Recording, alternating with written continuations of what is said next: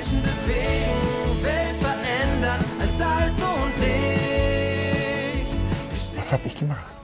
Ich nehme jetzt meine Familie nach ein fremdes Land, eine fremde Kultur. Ja, ist das richtig so?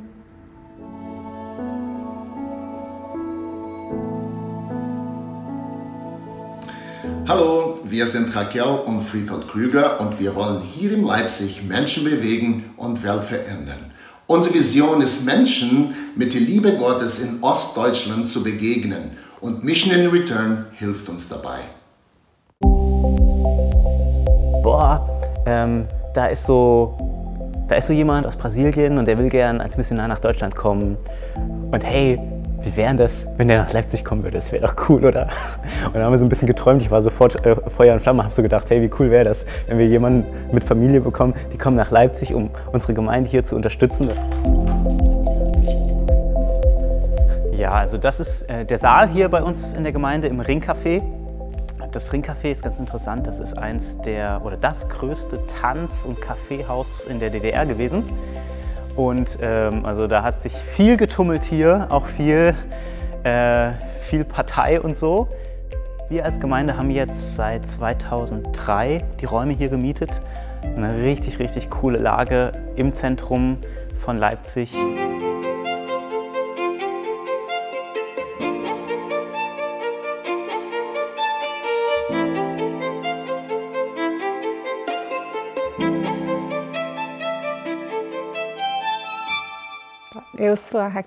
Ich bin Raquel und ich komme aus Brasilien.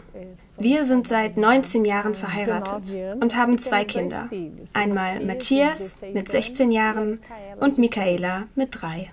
Und ich bin Friedhold, ja, oder Friedu, ja, und bin mit Raquel verheiratet. Jetzt bald 8 Monate schon hier in Deutschland. Meine Vorfahren, die kommen aus Deutschland. Im Jahr 2017 haben wir eine Reise unternommen. Hierher nach Deutschland, aber auch in andere Länder, zum Beispiel in die Tschechische Republik und auch Portugal. Wir wollten sehen, wie es ist, in einer anderen Kultur zu sein. Und dann dachten wir, warum nicht Leipzig? Ja.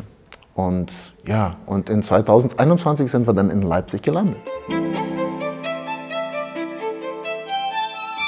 Man spricht von einer Zahl von über 1500 Missionaren, die in den 90er bis 2010 nach Europa gekommen sind, und über 80% von ihnen sind in relativ kurzer Zeit wieder zurückgekommen. 2017 hat dann Walter angefangen, mit uns über Mission in Return zu sprechen.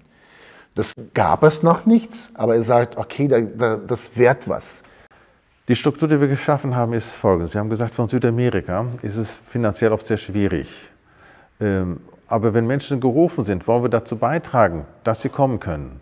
Wir haben gesagt, ein Teil übernimmt die Sendegemeinde und Mission aus Südamerika oder Brasilien. Ein Teil übernimmt die Mission, die dann auch mit die Personen anstellt, dass sie auch irgendwo richtig abgesichert sind. Und ein anderer Teil der Gemeinde. Was mich in besonderer Weise berührt hat, dass ich bereit war, auch Mission Return mit anzustoßen, war die Erfahrung von einem brasilianischen Pastor, der über 18 Jahre in Deutschland gearbeitet hat, Deutsch so sprach, dass er nur einkaufen gehen konnte. Ich habe gedacht, wie traurig. 18 Jahre, kein richtiges Deutsch sprechen und dann traurig sein, dass er keine Menschen erreicht. Und das war für mich eine Erfahrung, eigentlich eine negative Erfahrung. Ich sage, da fiel bei mir die Groschen und sagt, Leute, da müssen wir was tun, damit die Menschen integriert werden und dass sie hier ankommen und nicht nur unter ihrem Volk.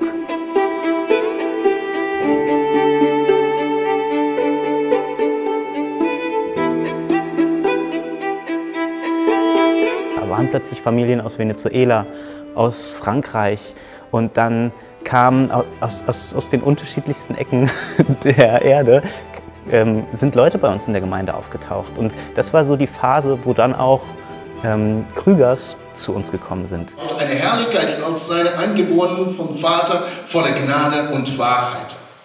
And it continues in verse 14. And the word became flesh and dwelt among us. So, ich bin verantwortlich jetzt für den internationalen Gottesdienst. Das ist ein Gottesdienst, das auf Deutsch und auf der Bühne gleichzeitig auf Englisch übersetzt wird.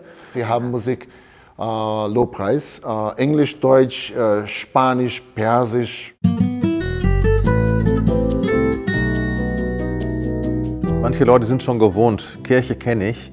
Wenn jemand kommt, der ganz anders von Kirche spricht und von Jesus, als wir es in unserem Breitengraden gewohnt sind, dann entstehen wieder neue Möglichkeiten, dass Menschen sich dafür öffnen und denken, über diesen Jesus habe ich noch nie nachgedacht und dem bin ich noch nie begegnet. Ich will ein bisschen mehr hören.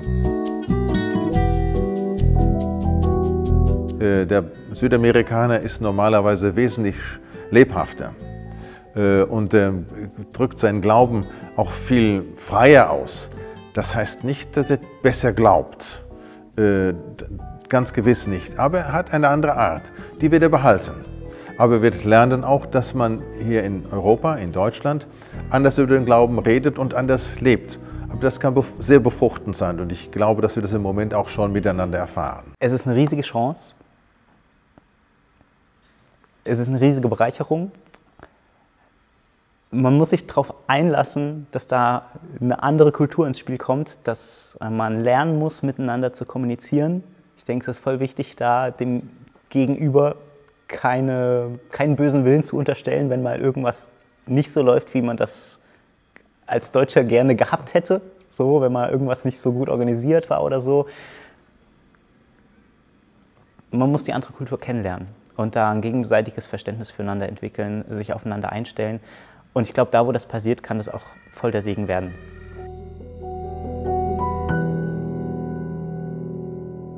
Für mich persönlich ist, dass ich in eine deutsche Kultur so aufgewachsen bin, dann ist das nicht so fremd als für meine Familie. Aber ja, man kriegt das mit. Wenn du deinen Sohn da so anguckst und er ist enttäuscht, er ist traurig, er vermisst seine Freundin, das ist nicht so einfach. Plötzlich war er so enttäuscht, dass er mir gesagt hat, das ist ganz anders, als ich mir das vorgestellt habe. Ich dachte, das wäre so automatisch gekommen, alles. Die Sprache lernen, neue Beziehungen aufzubauen, neue Freunde zu machen und ja, das ging nicht so, wie er sich das vorgestellt hat. Und wenn du deiner Frau zuhörst und sie sagt, ja, ich komme nicht klar in den Supermarkt oder ja, das trifft einen auch. Er versteht die Kultur besser, was ihm erlaubt, zu kommunizieren. Und ich hänge auf einmal oft von ihm ab. Aber der schwierigste Moment für uns als Paar war unsere Ausreise.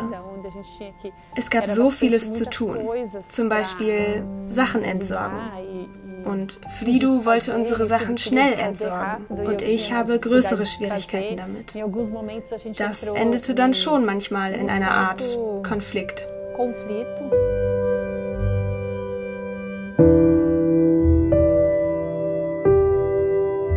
Wo wir noch in Brasilien waren, meine Familie hat geschlafen, das war 1 Uhr, glaube ich, oder so. Und ich war ins Büro und dann dachte ich, was habe ich gemacht? Ich nehme jetzt meine Familie nach ein fremdes Land, eine fremde Kultur. Ja, ist das richtig so?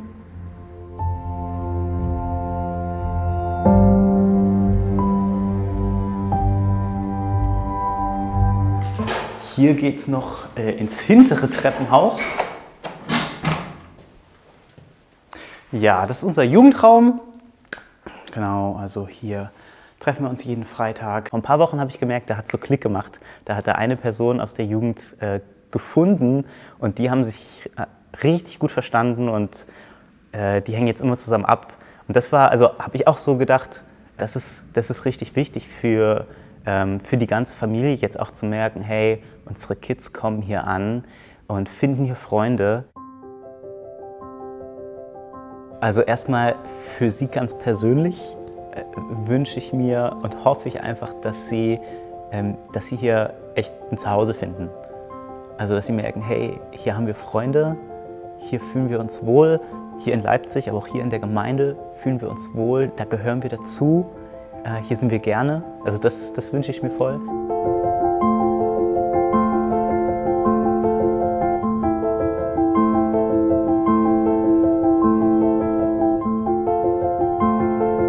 Ich denke, was uns sehr geholfen hat, ist diese Struktur von der Mission in Return. Das bringt dir Sicherheit. Du bist nicht alleine unterwegs. Wir hatten keine Möbel, kein Besteck, gar nichts. Ne? Und die haben uns angerufen und ja, haben sich zur Verfügung gestellt. Sagen, hey, wenn ihr was braucht, ruft uns an. Ne? Und das denke ich, ja, das ist Heaven so für uns. Ne?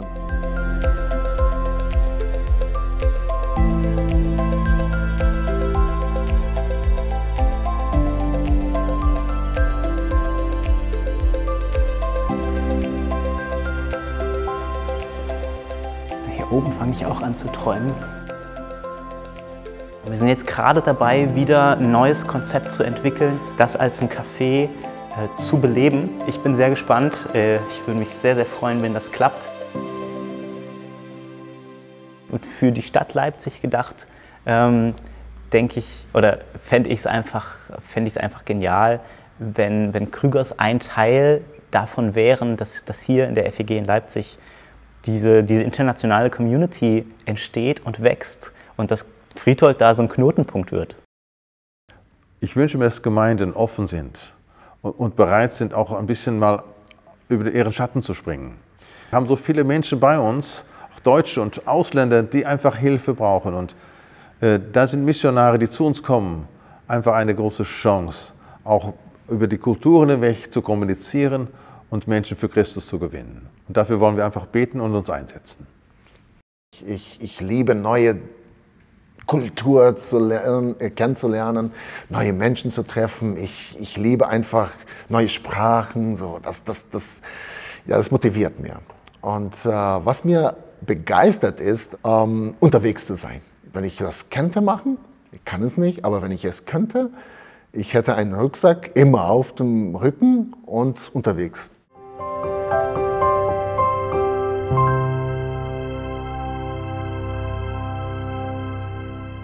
Es ist ja, also ich finde es auch so schön, wenn eine Gemeinde international wird, weil das so ein Stück weit ja auch abbildet, wie es im Himmel sein wird. Also alle Nationen gemeinsam beten Gott an und haben einen gemeinsamen Nenner bei allen Unterschieden, bei allem, was uns weltlich gesehen vielleicht irgendwie voneinander trennt und es miteinander schwierig macht. Wir haben einen gemeinsamen Nenner und wir können auch lernen, gemeinsam gnädig miteinander zu sein, weil das unsere Grundlage ist.